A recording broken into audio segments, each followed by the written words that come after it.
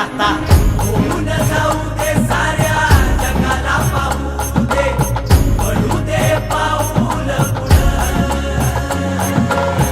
जरी काट पाया खाली लाख येळा येऊ दे पडू दे पाऊल मोठी लढाई र लढू मातीसाठी र गड्या मनगटाचं जोर लावून दाटला जरी अंधार एकजूट होऊ आज दिवा देऊ तेज दावर तू आभाळ